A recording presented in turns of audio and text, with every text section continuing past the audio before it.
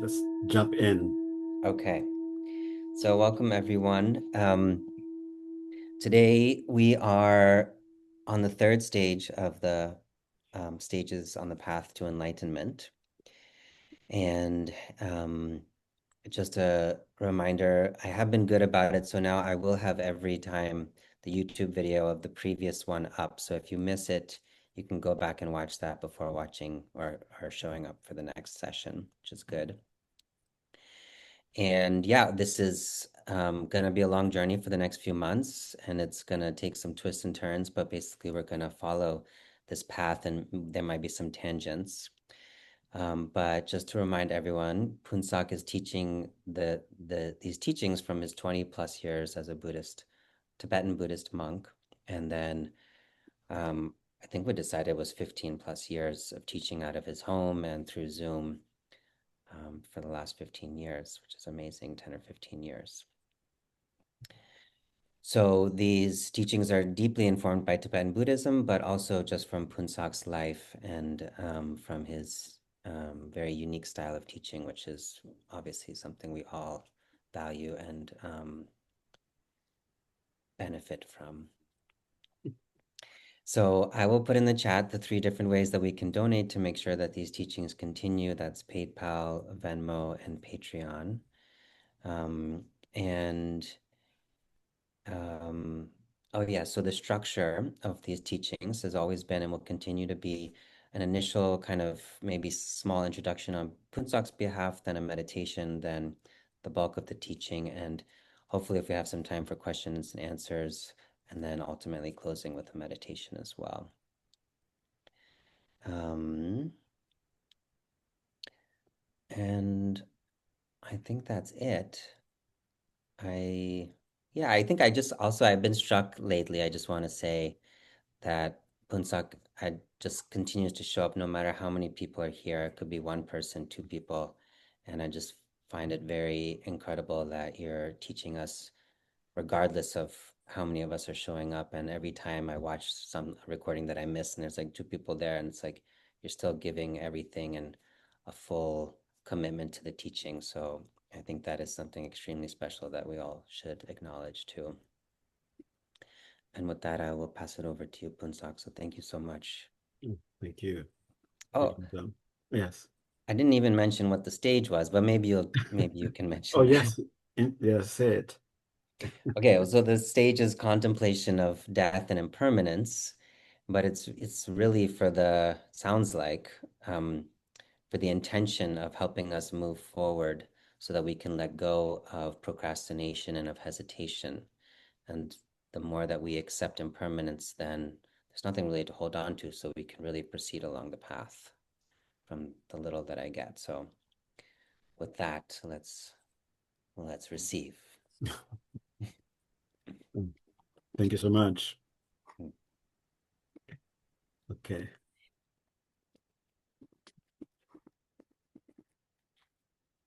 So let's begin with the way we usually begin, with a meditation to set our intention, to make sure that we make the best, the most out of this moment, this hour and so that we're going to be spending with each other.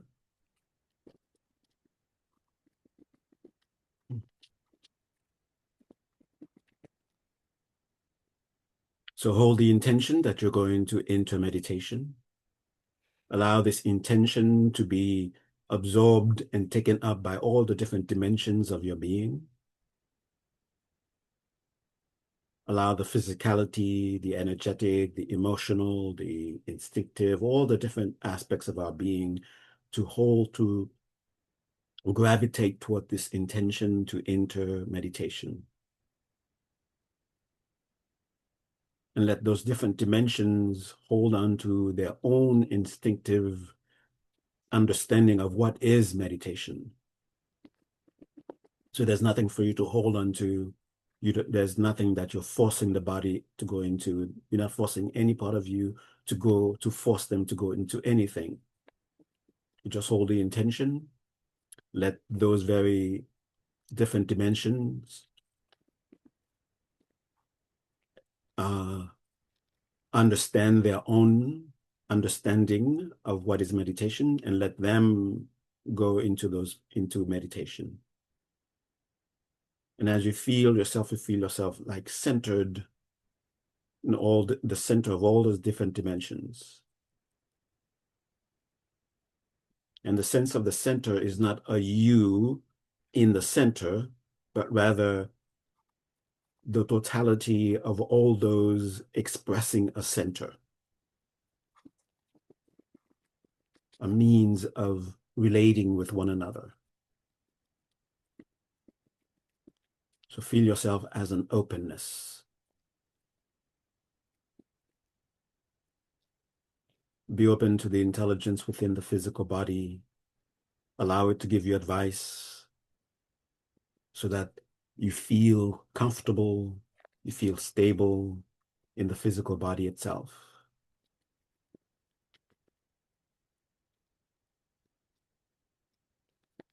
And after you've made the necessary adjustments, notice the sense of ease.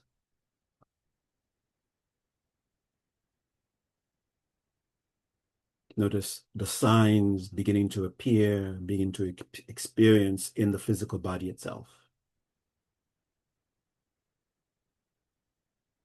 There's a calm slowly arising. There's a pleasantness slowly arising. There's a sense of clarity and distinctiveness arising. There's a sense of vividness and presentness arising. There's a sense of attention being collected more and more. And you're not making these happen, they're naturally occurring.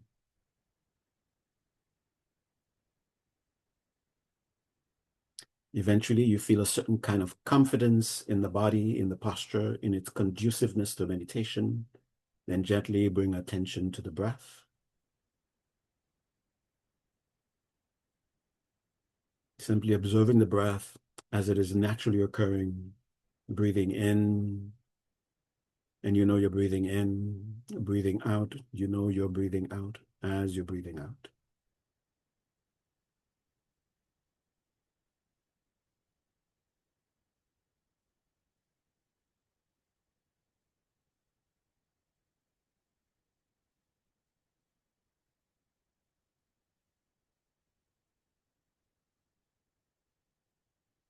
In the same way, you notice signs of calm and pleasantness arising in the body.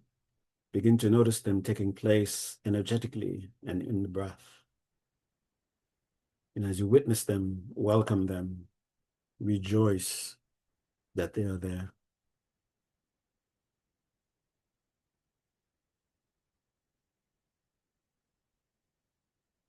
Just like you notice a certain shift in the body where you feel now the body is ready, there should also be a kind of shift in the breath and the very behavior of the breath that tells you now the breath is ready. Perhaps the breath, the inhale and the exhale are even, they may be deeper, a slight shift in their behavior, closer to calm, closer to pleasantness. Take that as an indication of the different dimensions of your being more aligned and more conducive to enter and experience meditation. Taking that as a cue, we're going to take 3 full conscious breaths to sort of cement our commitment to this session to enter meditation. Giving a notification to the habit energies that we are now directing our energies, our attention to meditation. So gently, fully breathe in. Hold the breath for a little bit. And as you hold the breath, strengthen your determination, strengthen your motivation, make it clear, clearer and clearer. And then release. And as you're releasing, feel the releasing taking place physically, feel it taking place energetically, feel it taking place mentally.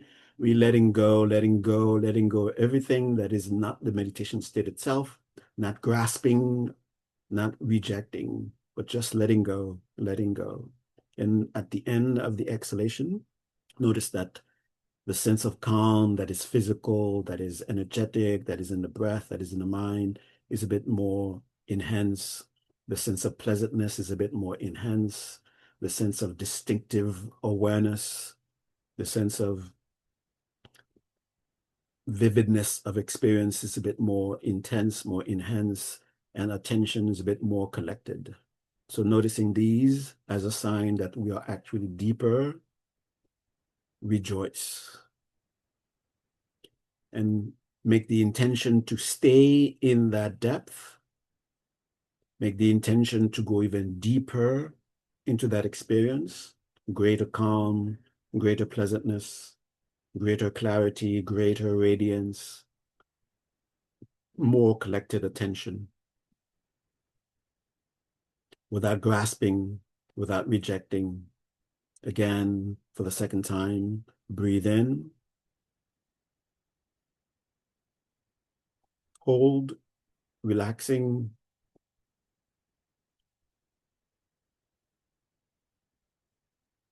and release. And again, feel the releasing taking place physically, energetically, mentally, letting go, letting go, letting go, going deeper into the calm, going deeper into the pleasantness, going deeper into the clarity, the radiance. Stay in the new depth, rejoice, recognizing, being aware of the enhancement that is palpably present physically, energetically, mentally. Again, with the intention to go even deeper, take the third full conscious breath, gently, fully breathe in, hold, strengthen your determination, strengthen your motivation, and release.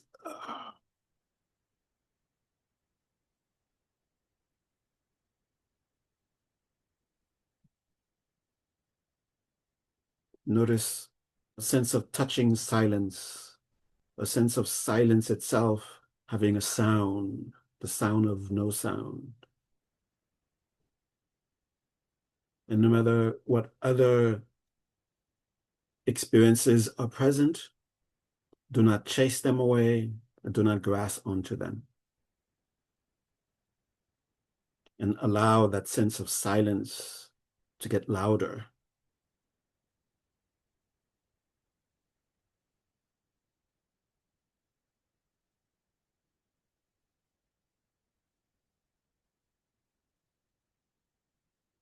And for a flash of a moment, allow your mind to go into what is it that is instinctively important to you?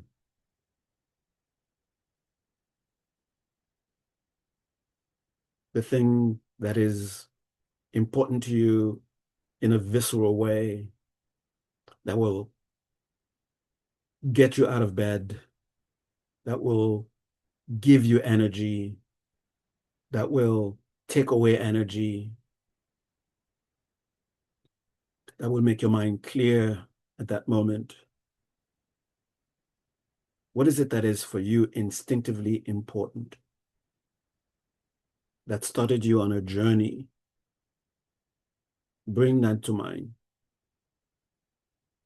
Doesn't need to be visual, and maybe completely just a sense that is not necessarily connected to any of the physical senses.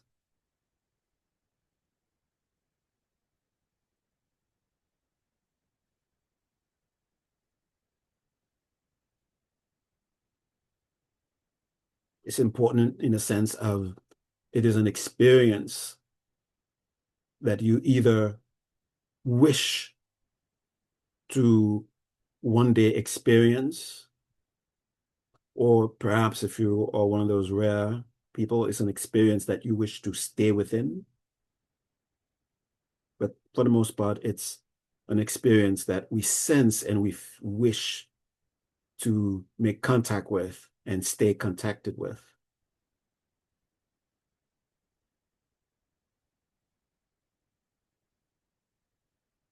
Let that experience itself, that the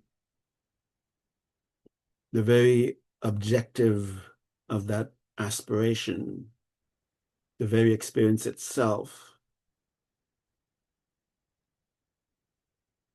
let it take on the appearance of a guide.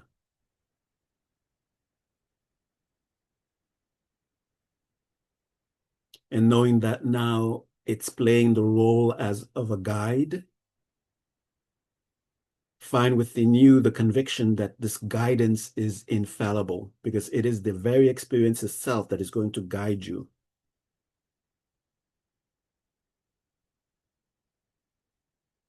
And if you feel perhaps, oh, I may be uh, um,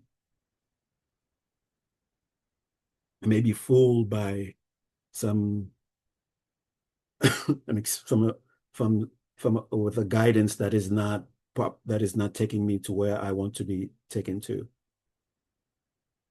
I may be prone to being deluded. I may be prone to being misguided. So don't worry about those. Those are extra. It's like the scenery, the things that are around what is important. What is important is not the things that are around, but the thing in the center. And you find also the sense of conviction about its reality, the reality of that experience that you're seeking, that it is possible, that it is something that can be actualized, experienced.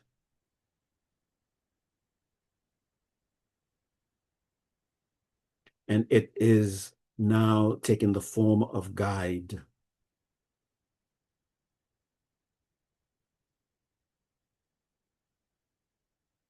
And perhaps we may feel ourselves being blown by the winds of habit patterns that takes us away from the presence. But don't worry about being swayed. Just stay connected to that conviction. It is guiding you. Just stay with that. And that the guidance is infallible.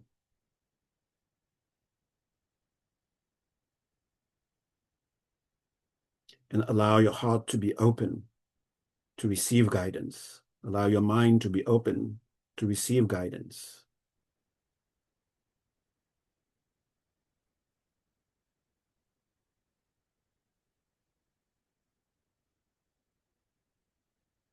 That you are in this very moment as if teleported, or having transformed, your environment has been transformed into, at this moment, into completely teaching moment. Everything will be a teaching. Every perception, every thought, every emotion, everything that is arising in this moment will be the teaching, will be the guidance. So be open to that.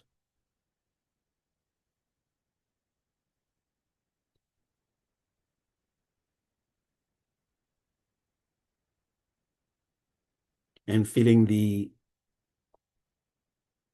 sense of the guidance being infallible, and what it is guiding to is what is truly important to you. Express your trust in it.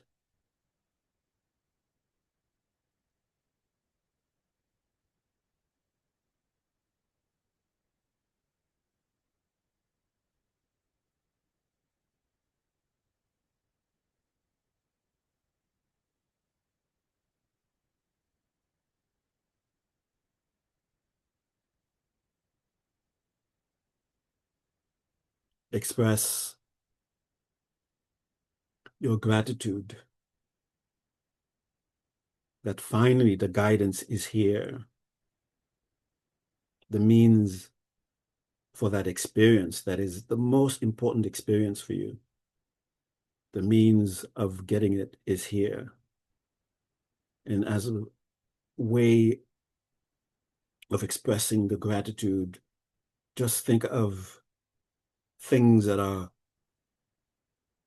you feel that are precious in the world and see yourself offering them. More precious than this, more precious than that.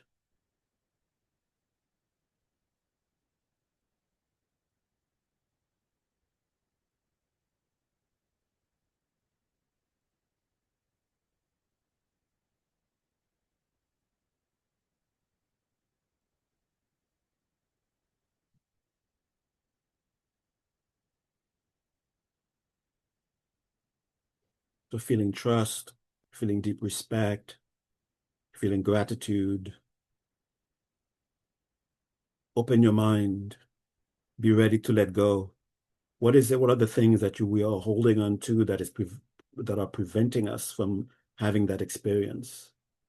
What are the things that we are not taking on that we need to take on that are because of not having them, we are not having that experience? Let us be open to let go. Let us be open to take on what we need to take on.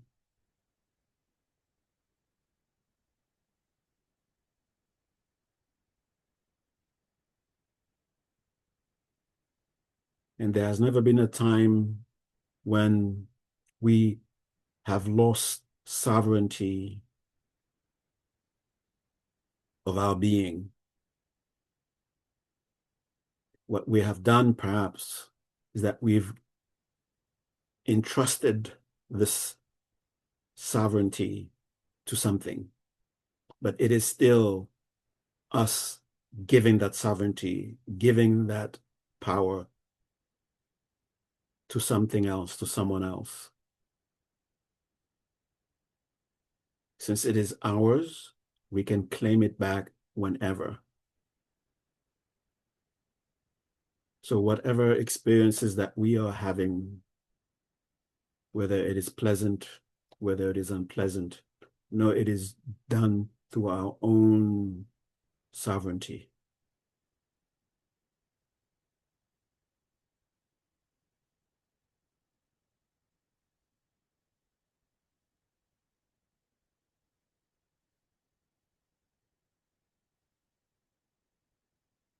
And bring to mind again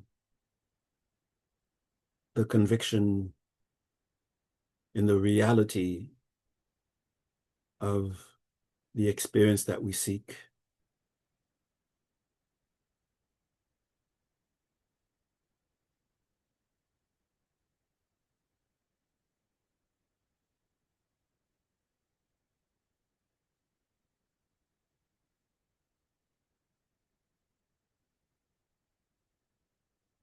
And feel the openness and the readiness to let go and to take up so that the experience can be experienced.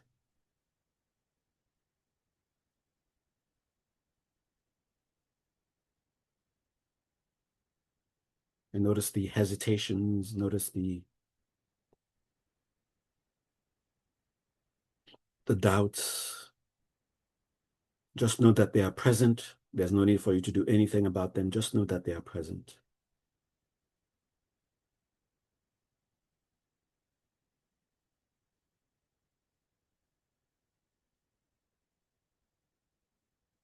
And with that sense of readiness, take a moment to just notice this space of the meditation,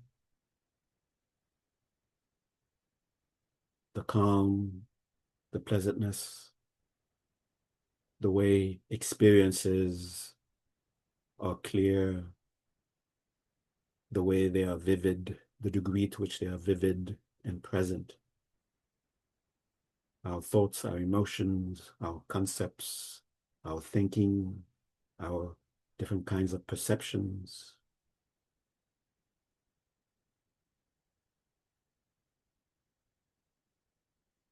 Notice how collected, the degree to which attention is collected. Rejoice. Know that you're ready.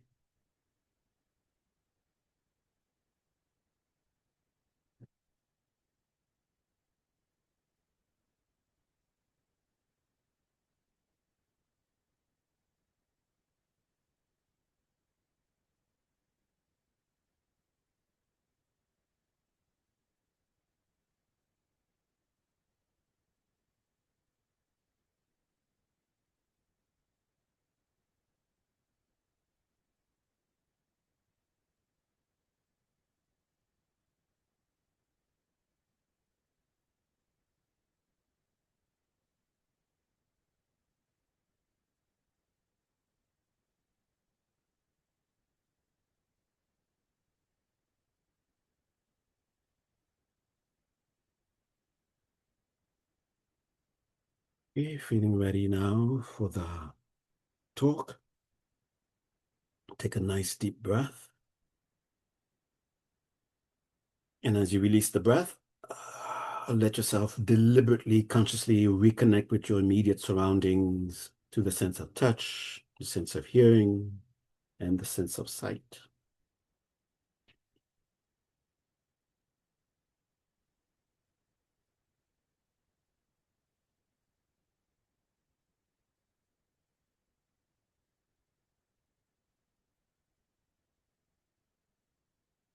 Okay. Let's begin with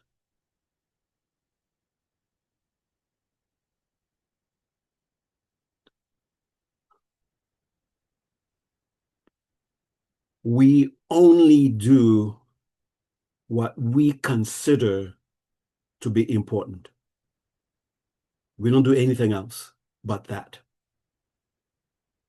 Now, there are different degrees of how we consider something to be important.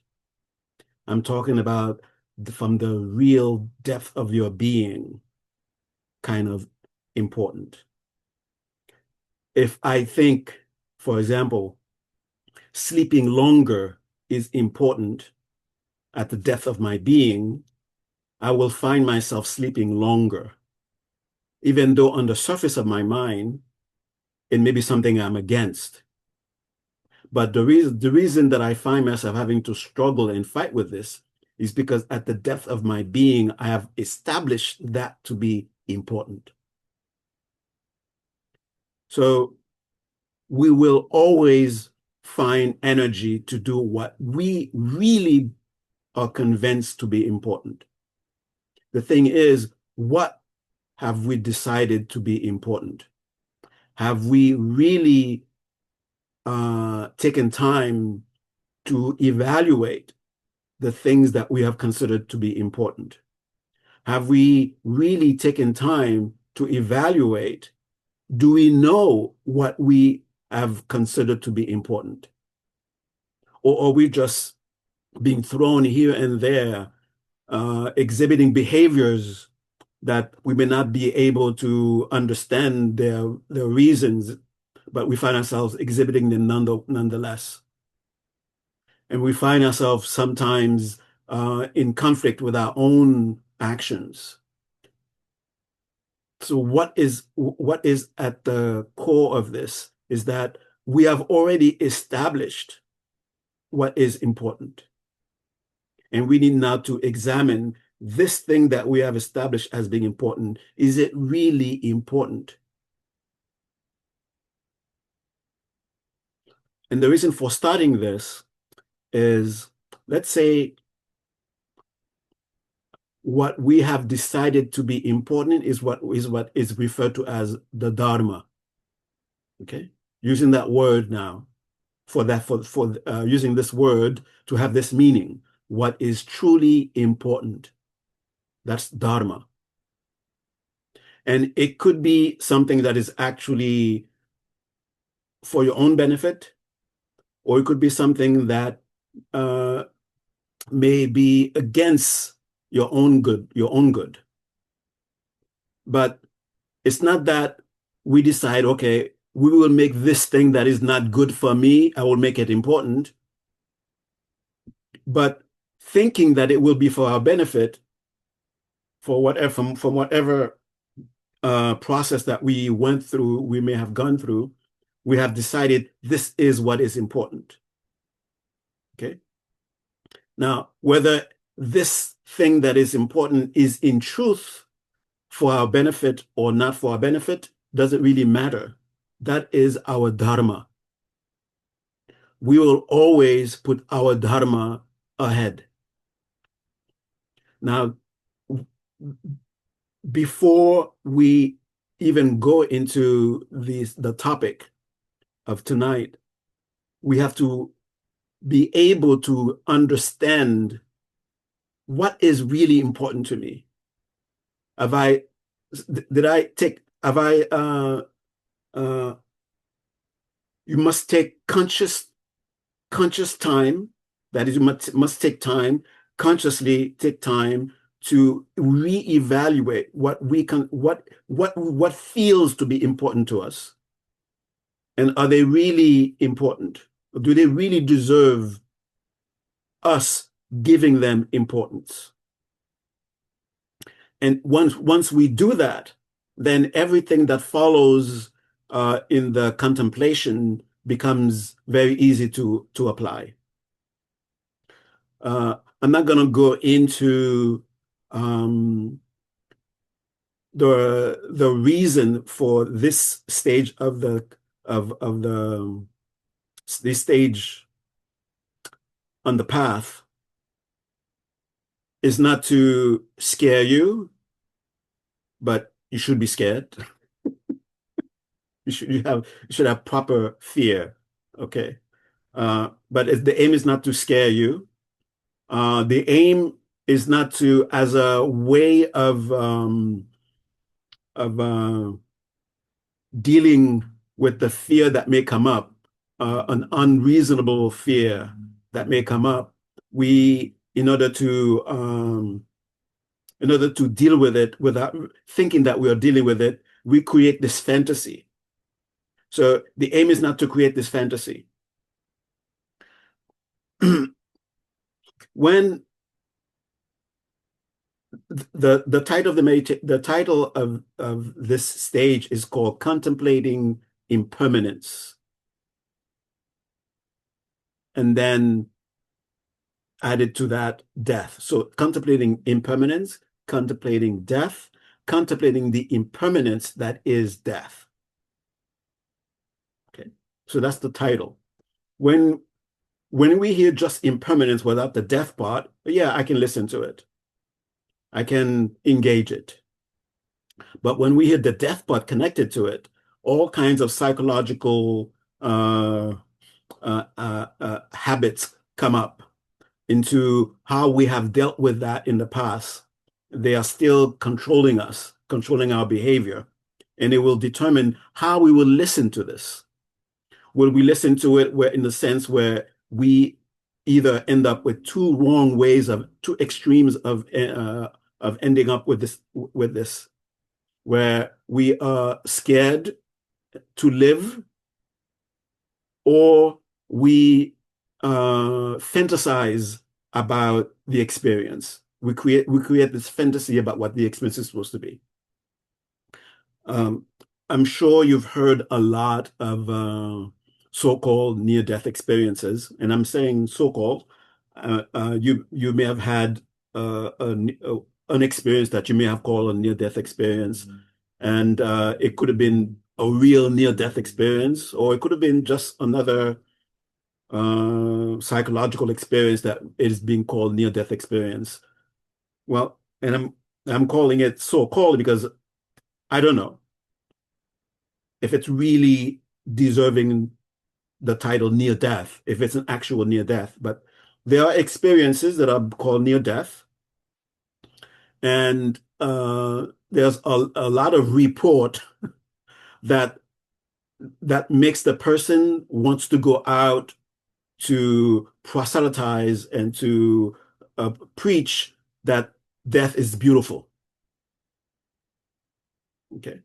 And when a mind hears that, depending on the conditioning of the mind, that death is beautiful, it either creates a fantasy about what death is supposed to be, that is not willing to look at death for what it actually is, but rather superimpose on the reality, a made up reality of what it's supposed to be. Or the person, upon hearing this, then it doesn't really make life, doesn't make use of life the way, not the way in the sense of that you're supposed to, as if you are destined to do it, but rather the potentials that life has, we are unable to tap into them.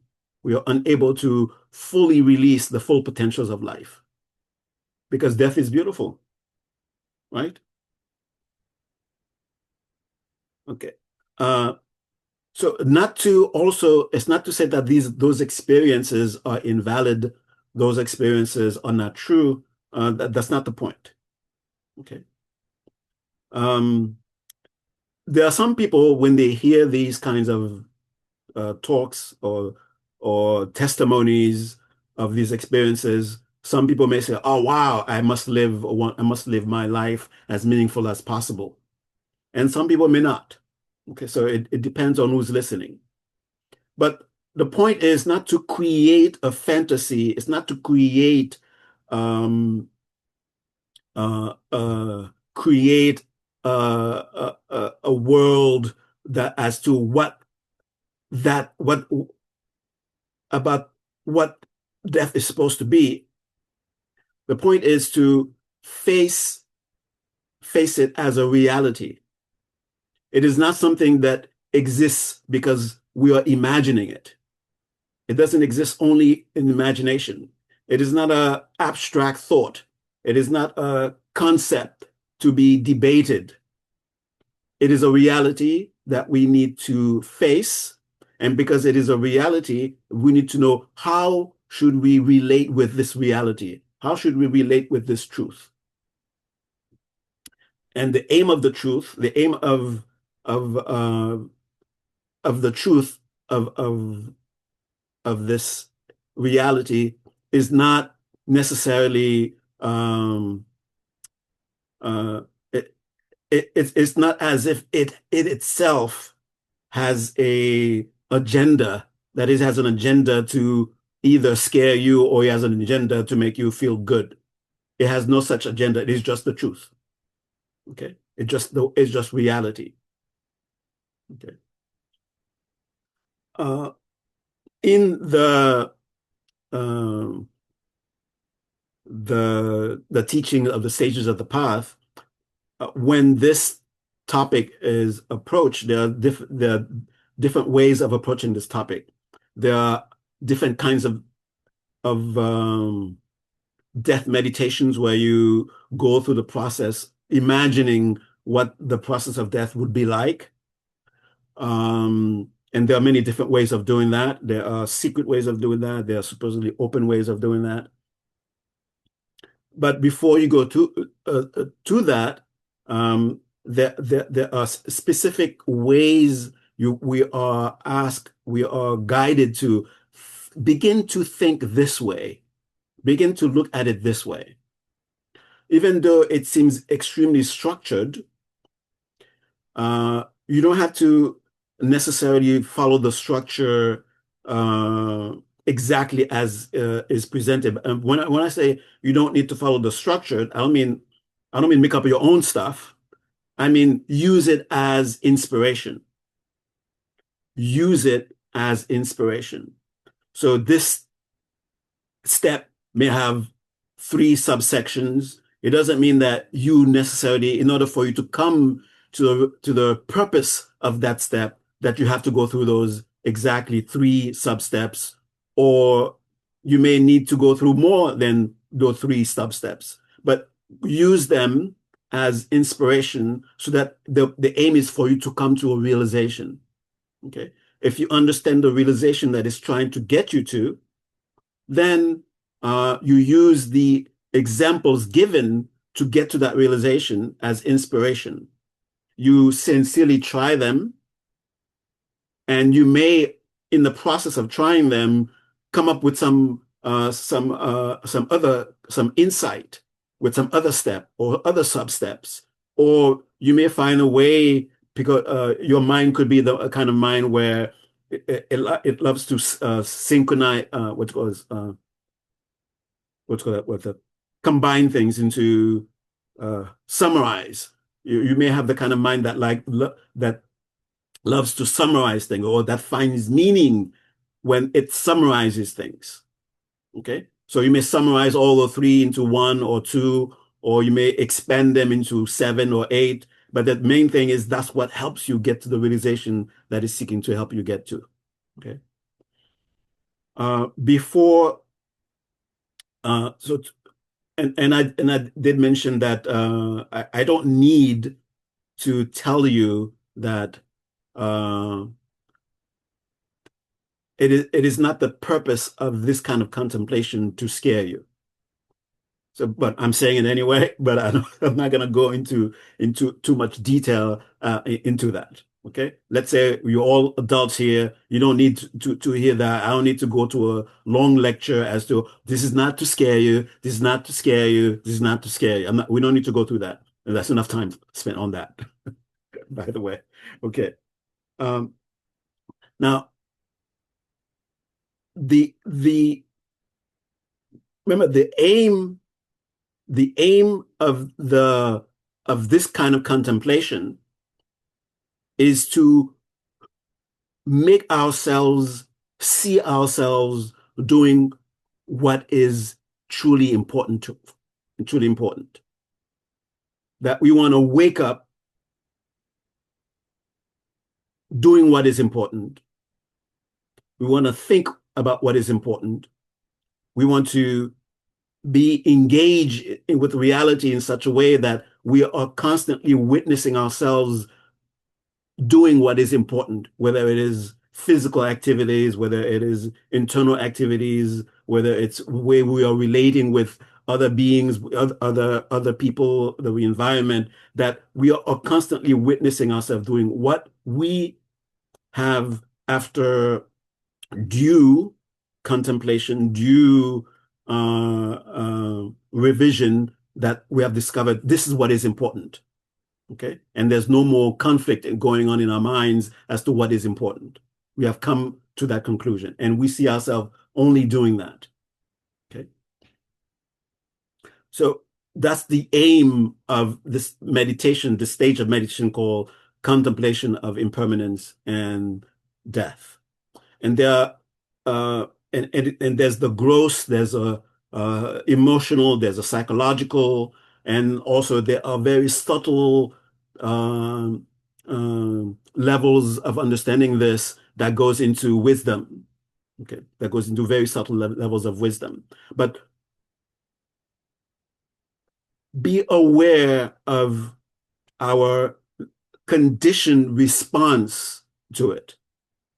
Okay, so that there is the surface attempt to do this meditation because, well, it's one of the stages. I got to do it, even though I don't really want to do it. But I got to. It's in there.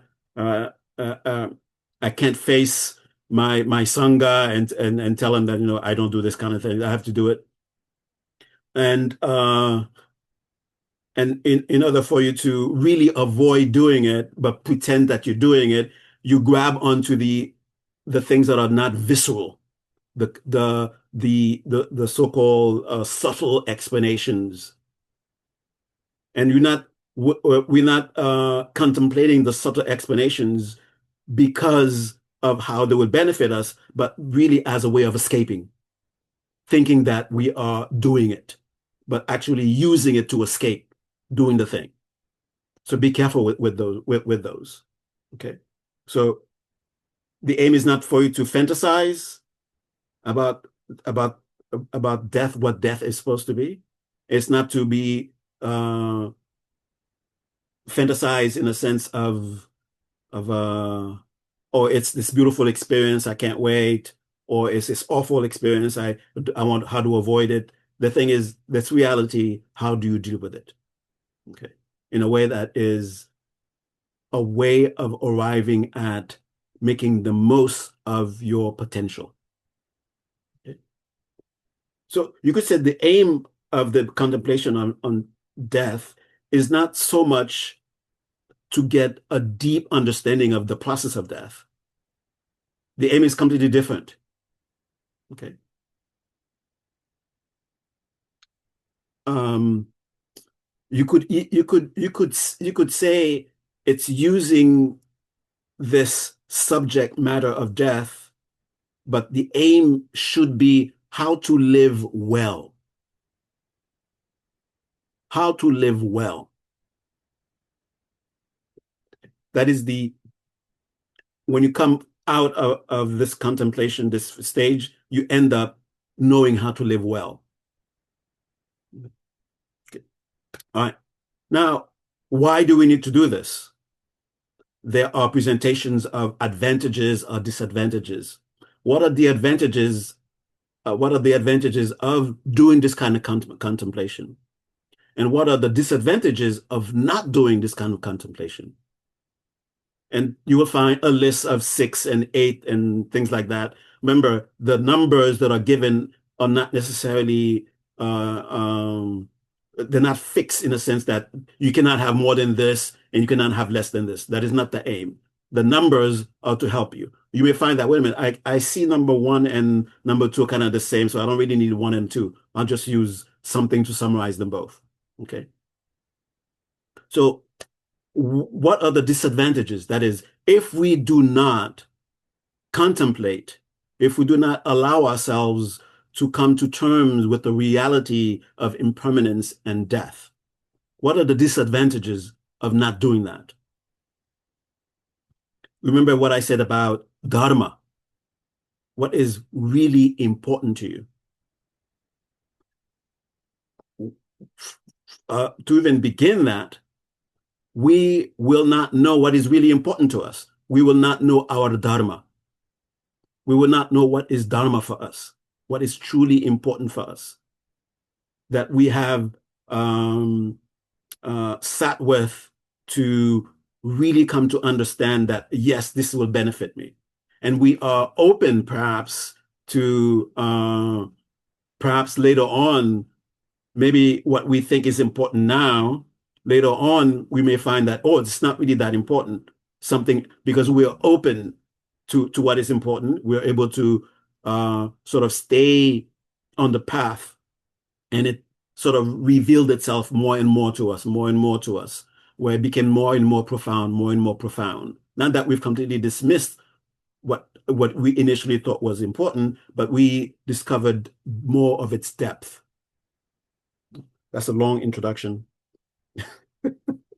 Okay. So the first one is we come to know what is important. It helps us to come to know what is important. But before the contemplation of death can actually help us, we have to do this first to come to know what is our dharma. What is it that really moves us, stirs us from the depth of our being that we feel is very important? And once we come to establish what is dharma for us, then so the disadvantages of when we do not contemplate the reality of death, we do not know what is dharma. And if we, in some superficial way, or even not superficial in the sense of we're not we come to a clear understanding of what is important, what is for us dharma. We come to a clear understanding of what is dharma.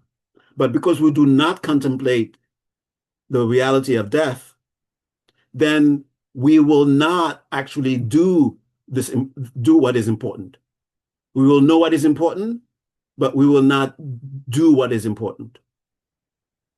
And if we somehow make ourselves begin to do, I think a lot of practitioners, Dharma practitioners, are in those categories. They know, they have a sense of what is important, but they do practice, but they don't practice with enough as much sincerity as they can, as they have the capacity to.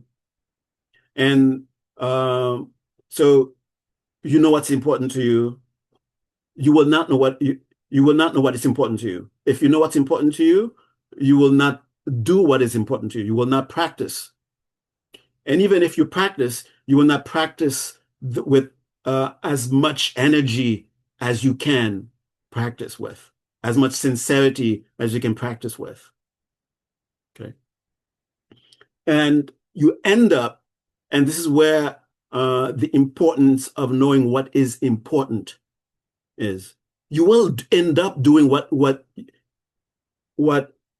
subconsciously. Remember, whatever we do it because that's what we have established as in being important.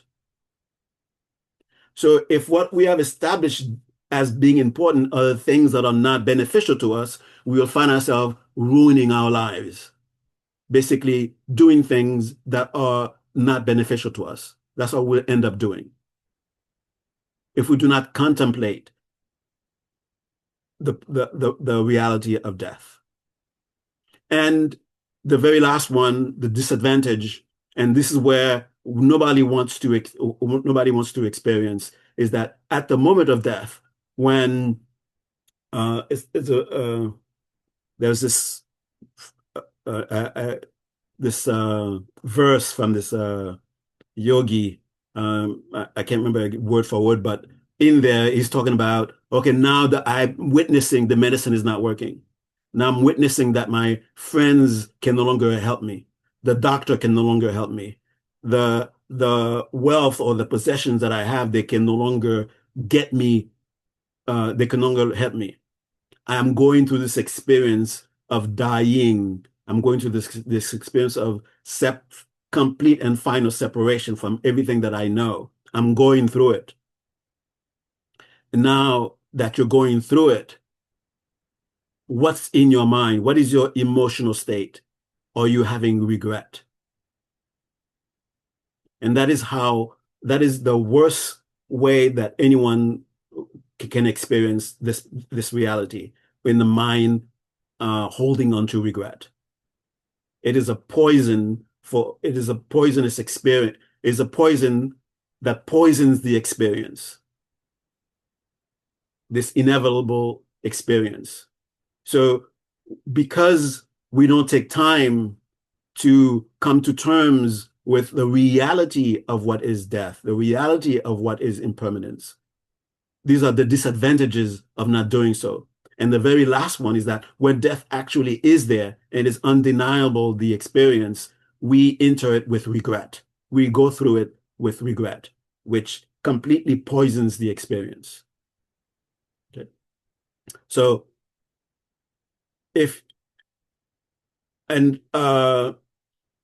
two other couch within that, in terms of not practicing, in terms of not practicing with as much energy as you can, is that we end up procrastinating. We end up putting it off. What we at some level of our being we know is important to do, is important to engage in, but somewhere, because it's strangely enough, it is a warped appreciation of the preciousness of time. It is warped because there is a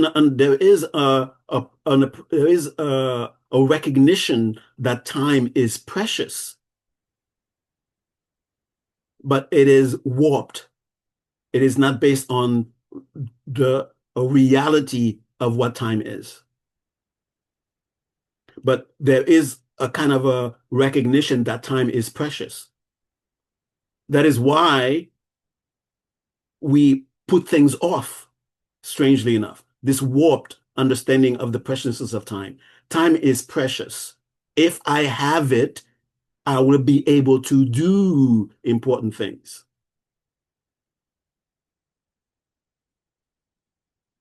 So thinking that I have it, an unlimited amount, I will use it to do important things like with within time, within the experience of time, that is where I will do the important thing. So time is precious in that sense. But putting it off for tomorrow is saying I will use the preciousness of time some other time. Okay. We recognize that it is useful to do what is important, but it is warped that somehow we think that it is always available to us. Okay. And when we decide to make use of it, we will at that time begin to make use of it. Okay. So one of the disadvantages of not thinking, not coming to terms with the reality of death is that we procrastinate. If you find yourself procrastinating, it's because you have not come to terms with the reality of death and impermanence. Okay, so these are the disadvantages for not doing this practice, for not doing this contemplation, for not coming to terms with reality of death. And there are advantages, of course, for doing so. And just like the last and the very worst of the disadvantages that you have regret, to the opposite now is the advantage. When death comes, you will go through it with joy. You will go through it without fear. You will go through it without regret. You will go through it in such a way that you are welcoming it. Okay. Not that you invite it, it's already here. So you're able to just like you made the best use of your life, because you made the best use of your life, because you know about death, you are able to make the best use of death. So you can add to the disadvantage because one doesn't come to term with the reality of death. One is not able to make the best use of their life, thinking that they're making the best use of their life. Isn't it strange? By not contemplating death, we think we are making the best use of our life because contemplating death is just wasting time. It's just scaring ourselves. It is just making ourselves think about something that is not so important. So we can do important things, and we end up not doing what is truly important, what is truly valuable that we could have done. And then so not living the optimum life, and then now we come to the experience of death, and it's also not so good. So both life and death are okay. All right. Yeah. So when we engage in coming to terms with the reality of death, we and then we know what is important, then we are able to do it with energy. We're able to find energy to be able to do it. We are able to do it with sincerity.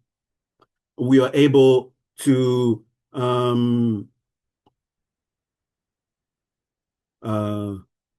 what are some of the other advantages you can think of?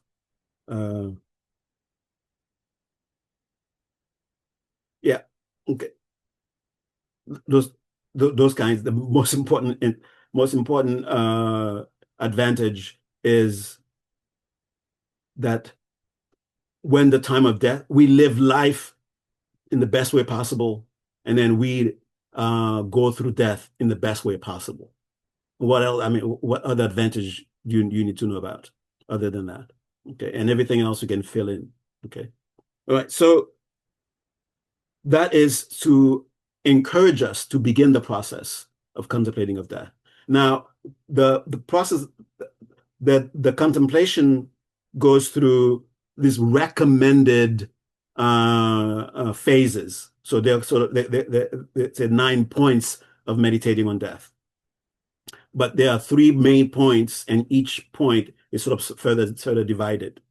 And you can expand it, make it 4, you can make it 5, you can make it 20. The thing is, you want to come out of this where you say, this is important, and I'm going to do what is important. Okay. And when death finally comes, you were ready for it. And then it becomes itself a teaching experience. Okay. So we did the talk last time about what is the guru, what is the lama, what is the inner guide, and how to relate to that, so that we open ourselves, we open our minds and our hearts, so that we can actually receive the transformative the waves of transformation that is possible. Okay, we have to consider death itself as a teacher. Be open to it. What teaching does it have for us?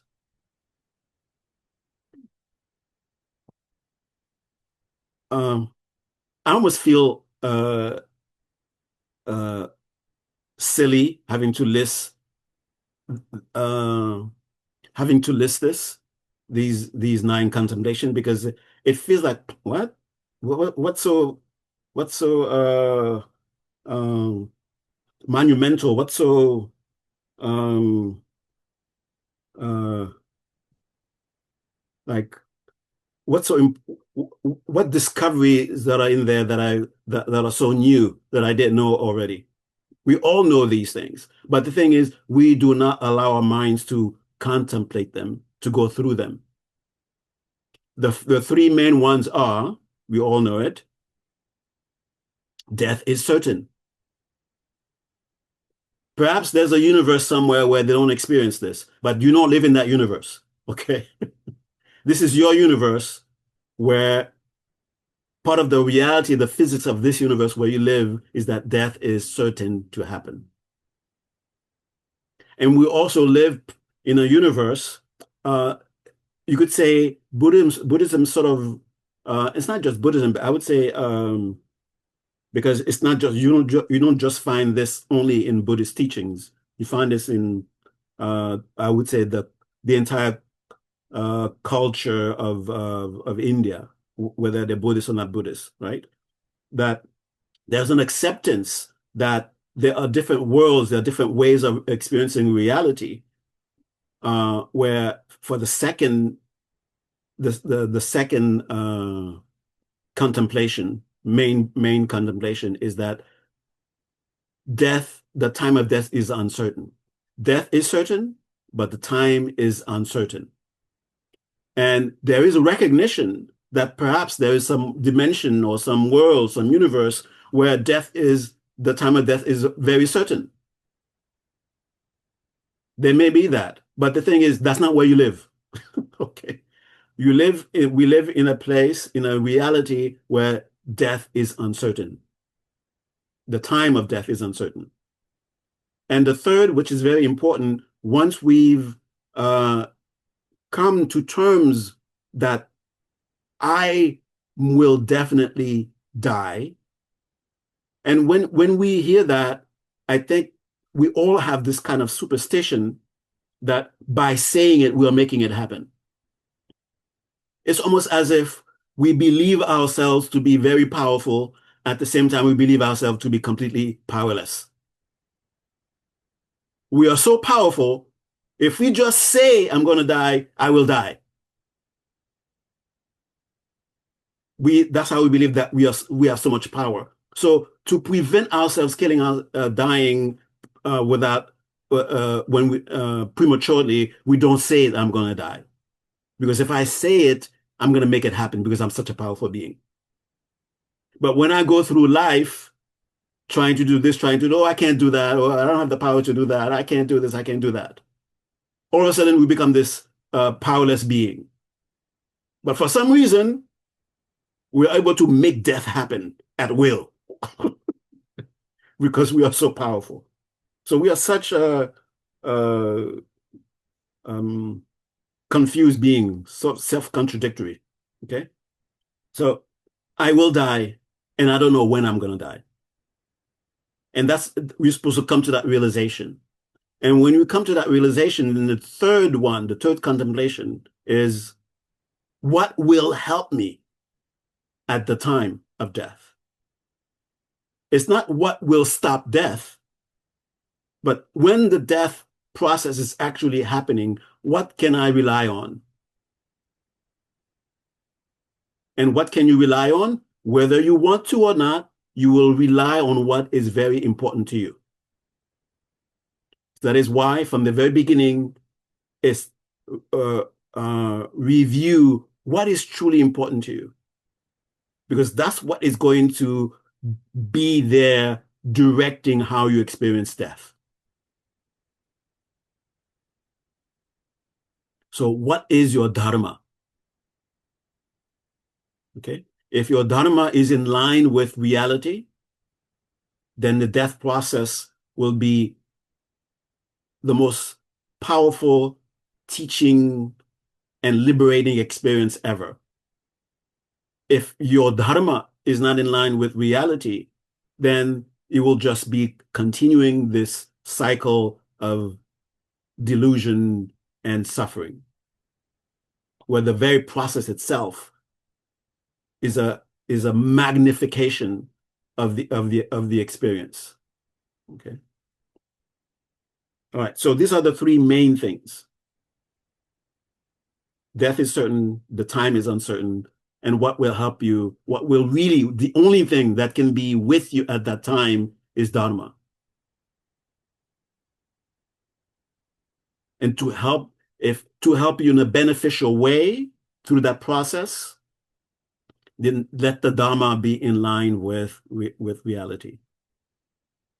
Now, each one of these have their subsections. That's why they're called the 9 points. Okay. And I'm just going to go to them as fast as possible because I want to go to I want to get to something else also, because we have to get to that mystical, the very abstract form that, so that we can have something to grab onto, that we can say, okay, I'm doing the meditation. Look at that. I'm abstracting. Okay. All right. What will help us come to the conclusion that, hey, death is real, is that do we know in our world any phenomena, any person, any being who's been existing since, who's timeless? In this world of compounds, in this universe where things are the combination of a bunch, they are sustained, they come into being because of the coming together of other things. In this kind of experience of reality, is there any of these compounded results that is timeless, that has not experienced any change, has not gone through coming into existence and coming out of existence? We cannot think of anything. And interestingly, since before modern physicists were able to determine, suns go through a process where they actually die. They're no longer suns. Planets go to a stage where they no longer are planets, that they die. They come to their end. Even without modern physics, this knowing has always been with humanity. Okay, that even planets, even suns, even stars, even star systems or galaxies eventually come to an end, let alone this body. We cannot think of a human being that has who was born and for some reason never experienced death. Okay. So we go through, we even though it's obvious, but because we are doing a psychological thing of conditioning where we are somehow there's a memory of I don't want to go to that experience. And if I make my mind go to that experience, somehow I will make it happen faster. And to avoid that, we, even though we know these, but we don't actually make ourselves really know it to be real. Because there is some sort of sense within us that that tells us a majority of people, but yeah, I mean, I when I was much younger, I used to witnessing myself getting stronger and stronger, smarter and smarter. There was this delusion that, oh, it will just continue to go like that. I will get better and better and better and better and better. And when I witness other people losing faculties, losing their strength, I'm saying, oh, they're doing something wrong and I'm not going to do it. But somehow I will avoid it. Okay. And to even though this was conscious thinking on my end, it was my way of avoiding the facing the unnatural fear I had about it. It's not like I consciously remembered going through death and it was awful and I don't want to go through it. There was no such active memory. But for some reason, there's some instinct that makes me not want to go through that experience and fearing my own imagination of what it's supposed to be. And I'm doing this sort of mental gymnastics of basically not dealing with the situation, not facing it, going to fantasy. Okay. I will keep myself very healthy so that I will never have to experience it. I will keep my mind bright and all that kind of stuff. Okay. But the thing is, we know that we have examples all the time that beings with this kind of compounds, they go through a process that we call death, where they are here and they're not here anymore in that compound. So no one can escape it. So no one can escape death. We cannot think of an example of someone who has escaped it. And it seems like as soon as someone is born, they are programmed for their life they have a programmed lifespan. It seems that way. That they live for a certain period of time and then they're not there anymore. Right? And then and this is, you could say, is speculative. And you could say, well, way back then in the Middle Ages, people were only, if you could live to be 40, you were considered to be very lucky. But now we're living to be 100, living to be 90. So we are able to add to our lives, to our lifespan. So the way it is explained is that you may have been born, the people in the Middle Ages may have been born with the lifespan of 120 or 900. But because they didn't nurture they didn't nurture it, so were not able to fully live the full lifespan. Okay. So that is the explanation given. And if this explanation seems to be, okay, we're talking about the reality of death now, you're throwing this stuff that's sort of speculative. So how am I gonna go into a realization or get a realization about it being real? The main thing is what is the experience? Do you feel in your own being that there's do you feel life force? And is this something that you feel like you can manipulate where you can extend it, you can stretch it, you can shorten it? Do you feel that the same way you feel like, I can pick this up, I can put it down? Do you have a sense of, oh, there's life force. I'm grabbing it, I'm squeezing it. Look at that, it's squeezed. Look at that, I'm stretching it. Look at that, I'm making it shorter. Do you have that experience? You don't. So we can't say I'm witnessing this thing called lifespan, and look at me, I'm increasing it. We don't have that experience. Maybe there's a possibility of one day you'll be able to do that. Maybe there's a possibility there's some kind of world where this is what they do. But our reality is we cannot, there isn't a way for us to feel I'm increasing it. So even if you go to the best doctors and then they give you the best diet, the best way to live, we can't really say I have added to my lifespan. Because it could be just that you're just making yourself live as long as you should. Okay? We know of people who've lived their lives very in what we consider to be the healthiest way for them to live, and yet they died young. And we know people who've lived their lives in the most unhealthy way that we agree is unhealthy, and they live to be very old. Okay.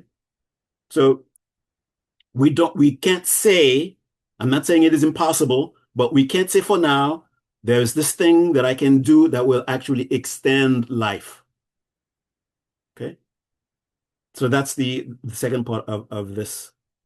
Okay. And the last part of this is that so there's nothing can stop death.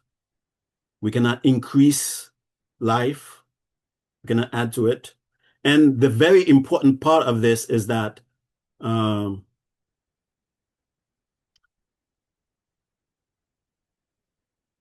with the time that you have, how much of it can actually be spent doing what is important? We have to sleep. We have to eat. We have to go to work. We have to do all these kinds of other things that are not necessarily ways of, and I have to put it this way, uh, uh, important in the sense that they express love, important in the sense that they are expressions of compassion, important in the sense that they expand our wisdom. Okay? These are the things you could say are important.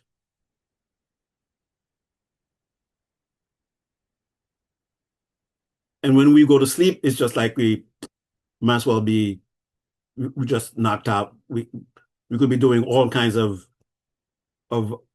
murdering things happening in our sleep, and we sleep for in a good chunk of time, and then we have to spend. We have this kind of life that we have. We have to spend time doing things other than the things that we that is very important. That is dharma, and that is the reason why there is a kind of path where you incorporate as much as possible into the dharma, into the path. Not just sitting down for 2 hours and then you're doing dharma, or studying dharma for 2 hours, or uh, when you are relating with someone and you remember, oh, do not uh, lose your temper, and then how long you can hold on to that. Okay. And that's the dharma for you. Okay, I'm exhausted. I can't do dharma anymore. Okay, let me let my anger loose. I'll practice dharma tomorrow. Okay. So the actual time that we have where we were consciously, deliberately are witnessing ourselves doing what we know is really important, that we have established as important, that time is very limited. That's the contemplations on the certainty of death. Hmm. I think we have time to maybe do all three, but I have to go faster than the way I'm going.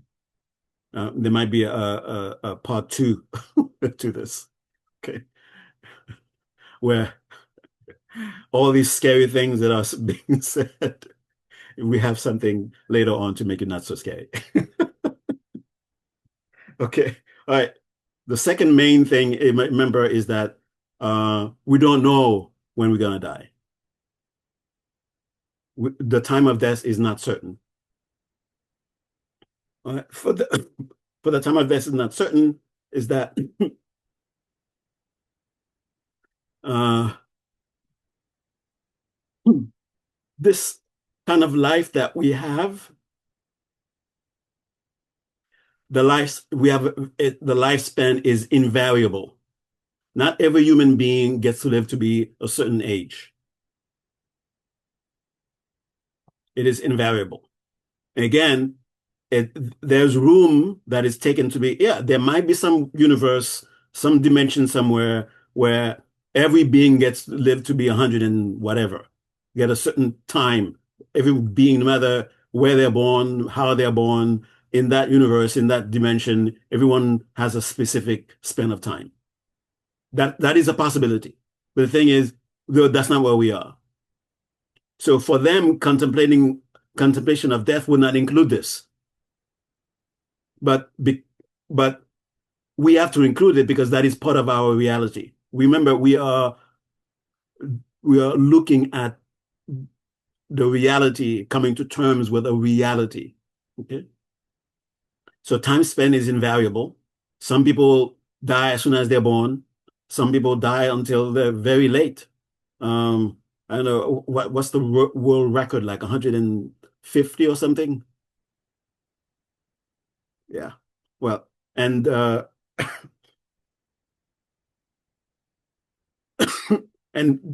there's no certainty as uh, to recognize, perhaps with the aid of modern science, with the aid of AI, if we will come to discover, oh, the reason that people die as soon as they're born is because of this thing. Okay, let's uh, correct it, and then people don't die as soon as they're born anymore. Or the reason that the telomeres are short, the telomeres are too long, or what, I have no idea what I'm saying. There's because of this and that reason, that's why people die at the age of whatever. And we can tweak it. Okay. The thing is, we're not there. That's not our reality. We're supposed to deal with our reality. Our reality is it is invariable. Lifespan is invariable. And lifespan is invariable. And this is the one that's really get to me.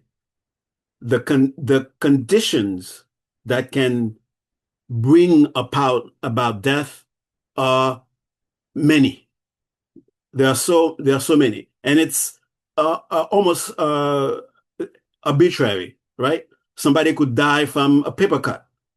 Somebody could get blown up, and they're still alive, right? So the conditions that bring on death are many, and the conditions that keeps life going are few. And even the very things that keep you alive could be also become the things that could also kill you. That's the reality we live in, right? We have people with slight allergies to this, people with deadly allergies to this, where it has no effect on someone else. Hmm?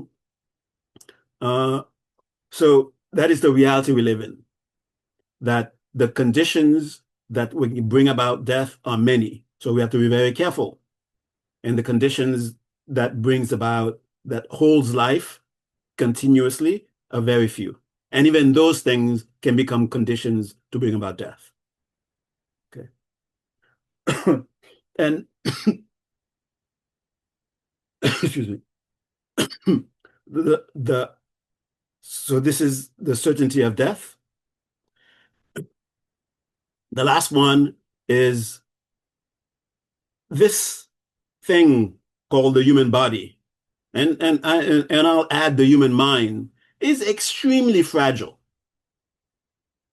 And one of the things that I don't like about having this kind of body, I can't just jump and go to the moon. No, I would love to just jump and go to the moon. I have to worry about so many different things that this body cannot do. And if a body tries to do it, it will cease to exist. It will vaporize. Isn't the sun beautiful? Why can't I just look at it and enjoy it? It's gonna burn my eyes. Why can't I touch it? It will vaporize me. So this body makes it very difficult to even enjoy the things that the world is presenting to us because of its fragility. It is so fragile. The many conditions to get rid of it, very few conditions to keep it going, and it is very fragile. Okay. I mean, when you think of it, if we take the modality of germ and viruses to be true, something you can't even see can kill you. You need a microscope to be able to see it, and that tiny thing could be the thing that actually completely destroys this entire apparatus. Okay. So, and then we come to remember those two. So those three minutes. Oh, these are nonsense. They don't really. I'm not moved by those examples for me to come to the conclusion. The time is uncertain. So use your own. Use these as inspiration to come up with your own subsets. The thing is to come to the realization, come to term with, I have no idea if I'm going to be able to wake up tomorrow. I don't know. And that is a reality. How many people who passed away somehow it was announced either by you or by them that oh so and so is not going to be around tomorrow or the day after or next year, and then the person can no, we don't have that. We don't have that. I mean, it's not like reality across the universe is like this. This is our reality. Come to terms with our reality. I think, should we continue to do the third one? The third meditation, which is only now that you have come to these two realizations, I will die. I don't know when it will happen.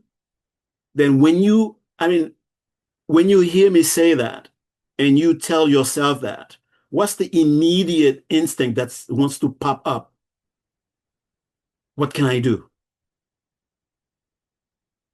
What's going to help me? It's not that what can help me avoid it, but rather maybe in the stages of grief, right? It might be denial.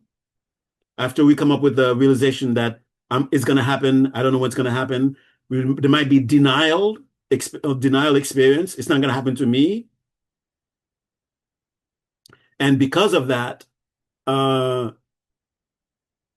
we may not we may not have the instinct about okay, how do I prepare myself so that when it happens, I'm not freaked out, I'm not regretful. The denial would be, how can I avoid it? How can I avoid it? Okay, so thinking how can I avoid it is denying the first realization, it will happen. Yeah. So the only thing you can do once you have those two realizations is, when it is happening, what can I do? And what you will do will depend on what is your dharma. Only your dharma will be functioning at this point. If your dharma is deranged, not in connection with reality, if it is driven by confusion, if it's driven by afflictions, that is what will be directing the experience. But if your dharma is in line with the true nature of reality, then this, instead of this process becoming something for you to that freaks you out, it actually becomes a learning experience. It becomes itself an opportunity for very deep insight.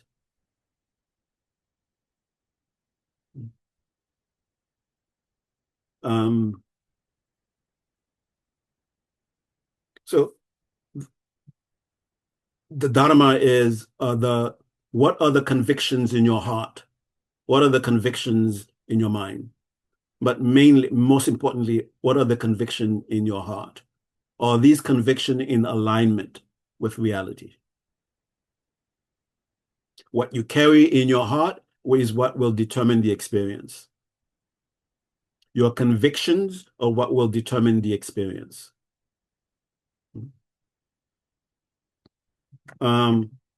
Perhaps I'll end it with an actual meditation. Okay. So these are the contemplations that you go through. You can either sit down and go through this contemplation, or throughout the day come to the contemplation. There's this yogi who said something about because when you wake up, you didn't think about, hey, this could be you didn't think about death. You wasted your morning. And at noon, because you didn't think about death, you wasted the rest of the afternoon. And at night, before you go to sleep, you didn't think about death, you just wasted your night. Okay. So it may appear to be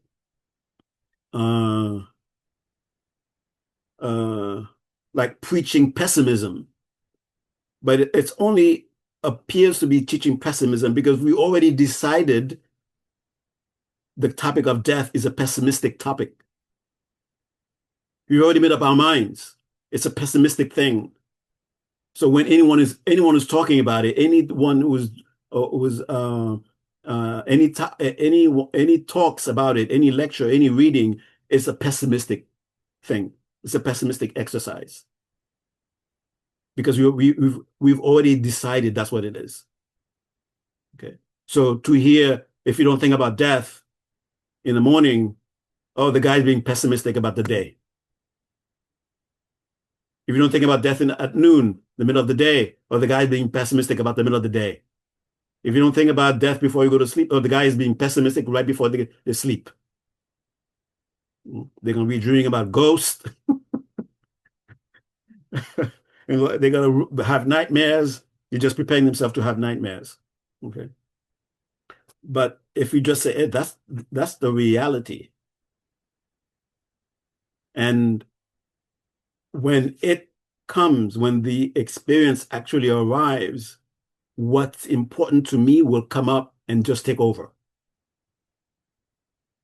So if I spent my day being uncontrolled by my emotions, I will be completely at a loss when that happens because that will be it. I will find myself being completely at the mercy of of of of being completely controlled, where I have no sense of agency whatsoever. During the day, there is a degree of agency when we witness ourselves engaging in activities that we would not like to see ourselves doing. But there's a certain degree of agency where we feel that to a certain degree, I can direct myself. But if we live where we've did not exercise our capacity of agency, don't think it's going to be available to any degree at that big moment when our habitual energies will have a life of their own. Okay. You will see things that you would not want to see, but you will see it. You will feel things that may not, even though you may not want to feel it, you will feel it. You will have experiences, even though you cannot even think of can I change it? You would just find yourself just going through it. Okay. And all that is because of the way, the habit of life itself. The habit of life becomes magnified at the moment of death. Okay. Yeah. All right. So, all right. There will have to be a part two where we will go into the imagine that, okay, we've come to the conclusion, I'm gonna die, I accept it, the time, I don't know, and I have to decide on what is really important and then engage in that. And we will pretend that we've done that, and we will go into the more abstract, more what unfortunately becomes the creates fantasies, escape fantasies for some people to make them think, oh, I'm doing death meditation, but it's just fantasy. Okay. What determines whether you have really done this properly? You see yourself every day doing what is really important. That's the litmus test of a successful contemplation on impermanence. And we'll go into the abstracts of impermanence, but only to try to get to really find understanding of it. So there isn't any room for doubt. There isn't any room for any space for old habits of conditioning to come in. That's the reason for going to the fine details. Okay. Okay, and we'll go into that. And okay, so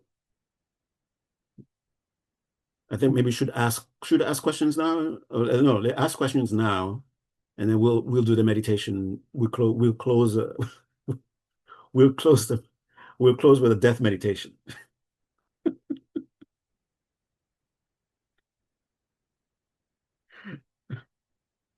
Any questions?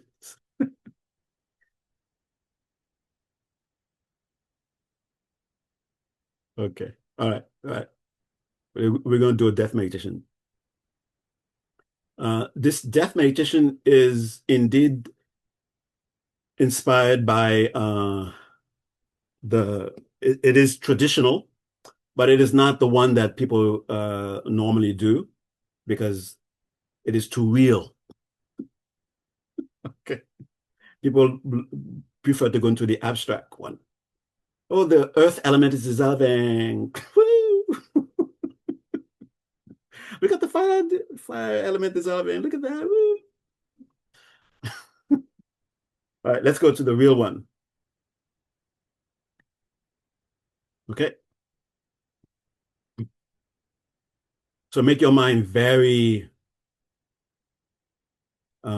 susceptible. Make it refined so that reality really impresses you. Relax. Let consciousness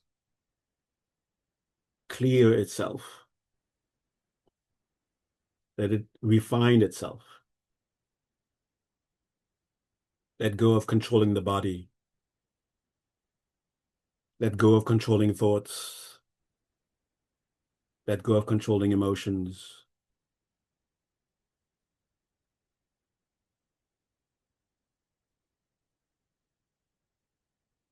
Feel yourself touching silence.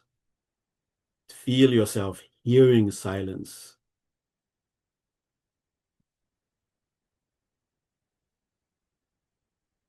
Feel yourself actually touching space.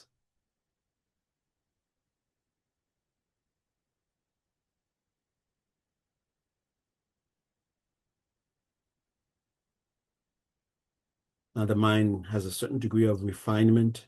It is impressionable, more impressionable. It is capable of having more of a direct connection with reality.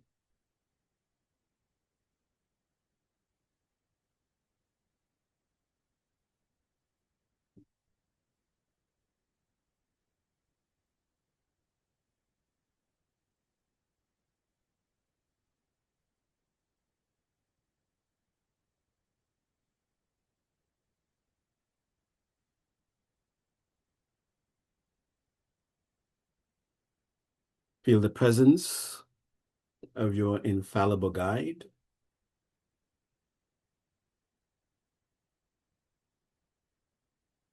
Ask to be guided through this experience.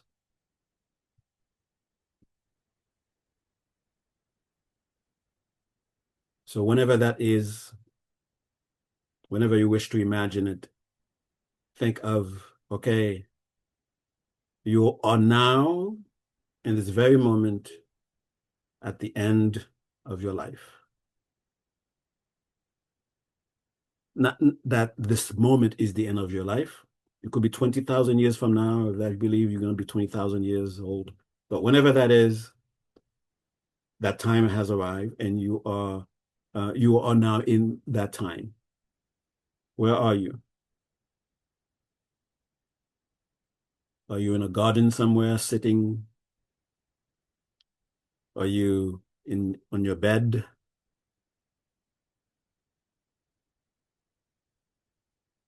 And let all your senses take in the experience of where you are. In a hospital, at home, even if you'd like it to be your ideal place. See yourself there. And the conviction that death is happening is with you.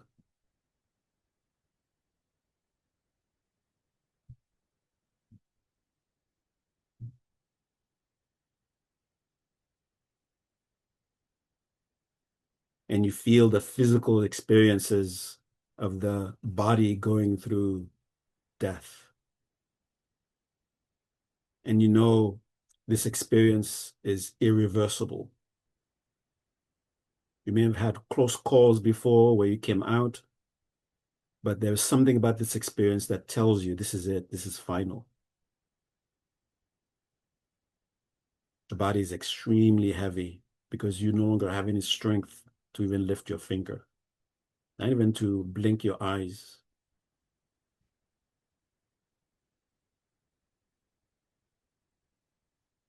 And you experience extremes of temperature, extremes hot, extreme cold.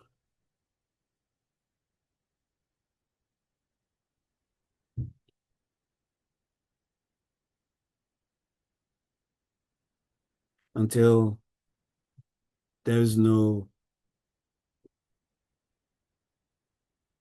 feeling, no tactile experience of the body anymore. No, it's just mind.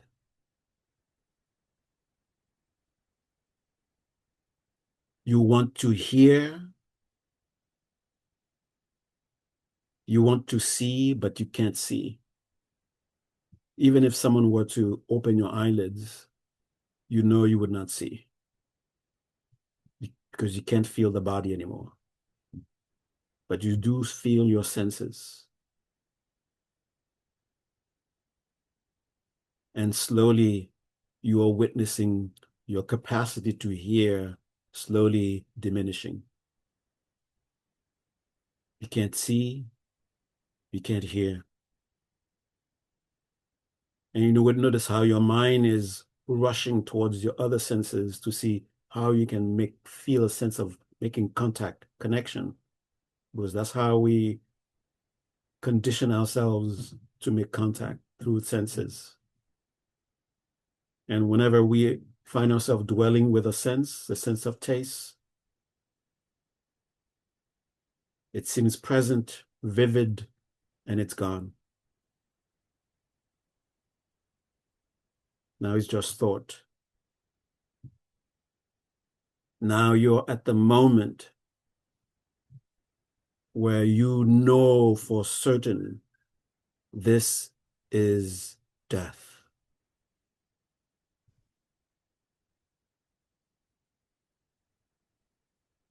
Some of the things that you were told about how the experiences takes place, you begin to recognize some of the things that you were told about physically, energetically, mentally, emotionally.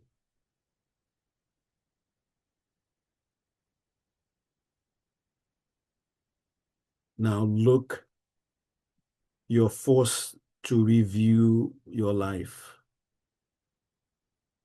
You can't help it.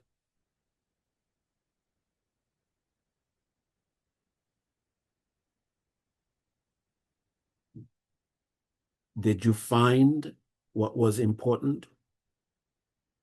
And did you live life doing what was important?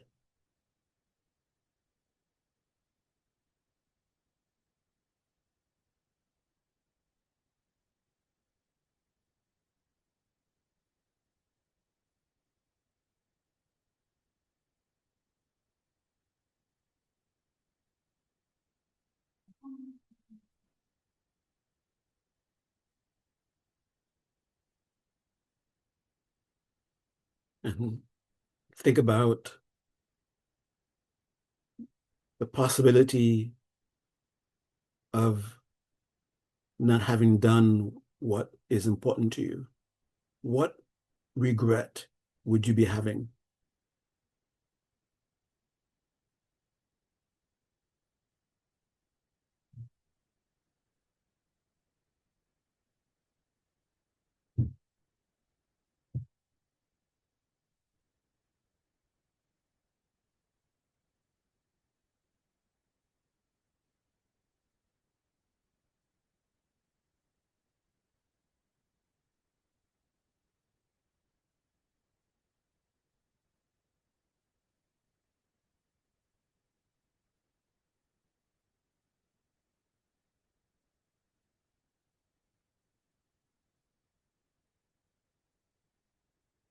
And if indeed you did what was important to you, what was it? So that there's a sense of this is an experience that you feel ready for, an experienced uh, a memory that would make you go through this with a sense of, I've done exactly what I needed to have to do.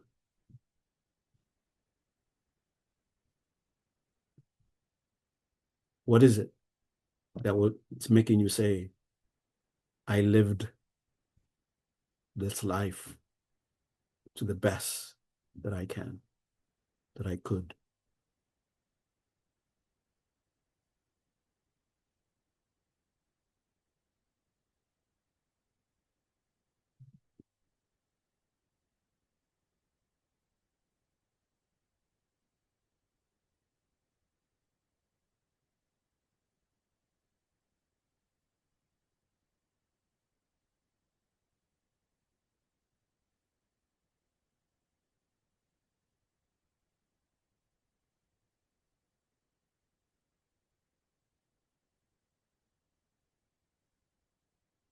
Now your consciousness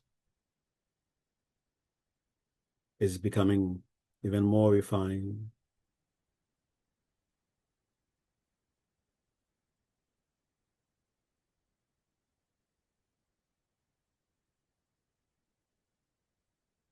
There's a flood of different colors, one at a time, being experienced.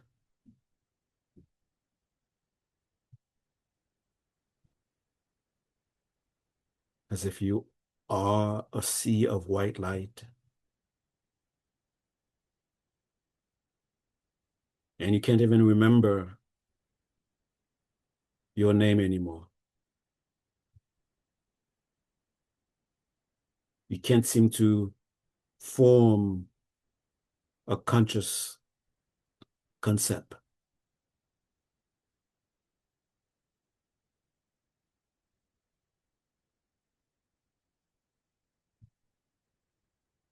And all the space is now red.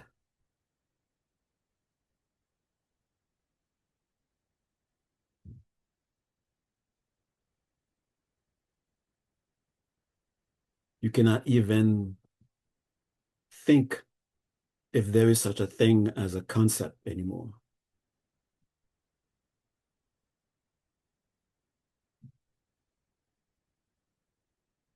Then total non-appearance, no color, not even blackness, just complete absence of appearance.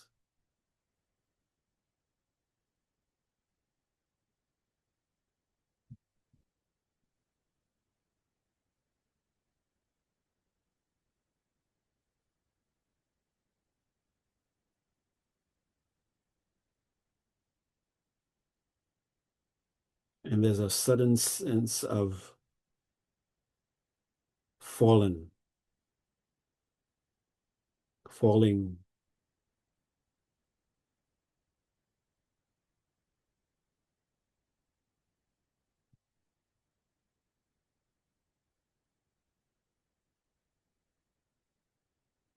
and a memory comes up without any cloak of concept.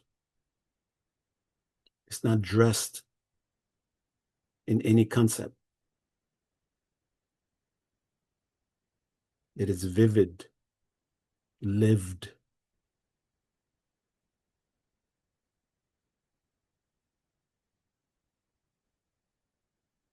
It gives you a sense of purpose.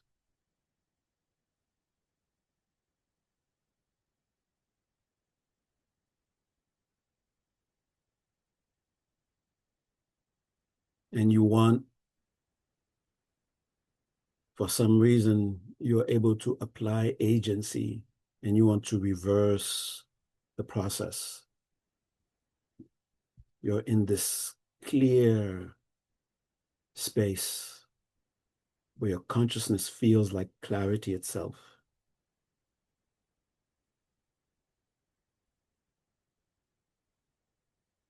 Then,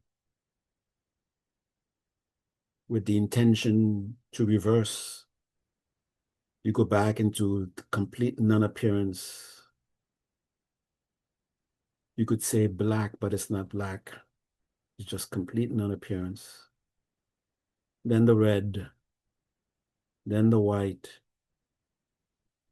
Then concepts begin to arise in your consciousness. You begin to remember your name, the name of things. And through all these, you take that sense of purpose, that memory with you, through the black, through the red, through the white, through the concepts.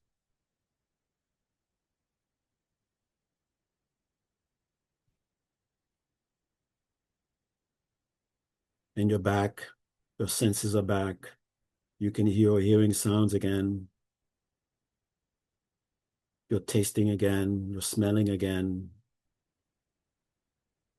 And you begin to feel the body, feel strength.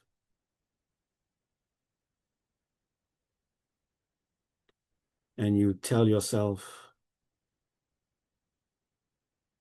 you need to give this message to the you now.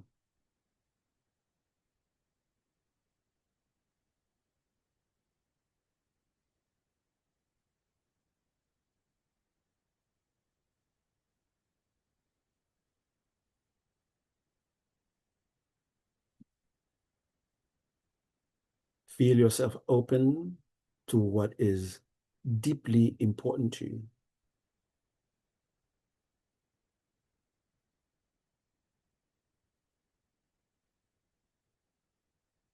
And feel all the different dimensions organizing themselves around this, which is very important to you.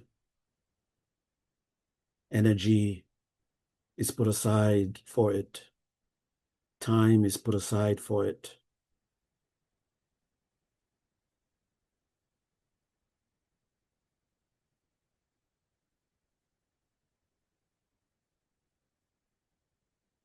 Boundaries, healthy boundaries are erected around it.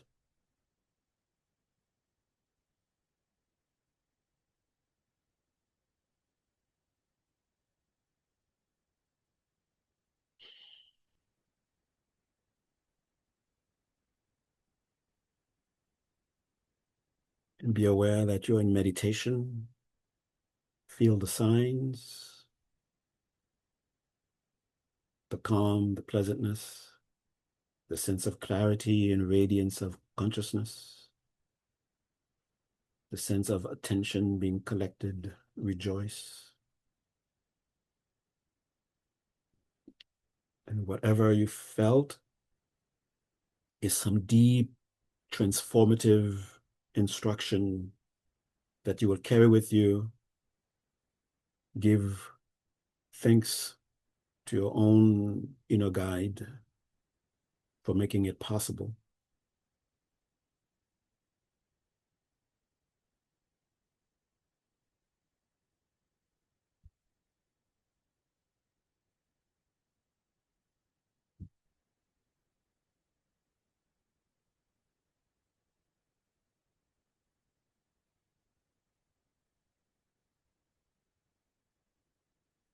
Feeling the merit of tonight's session and the meditation dedicated to whatever you're sincerely compassionate about.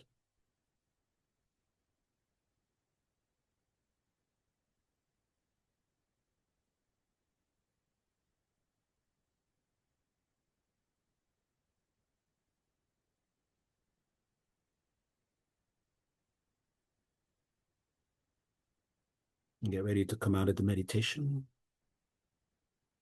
Take a nice deep breath.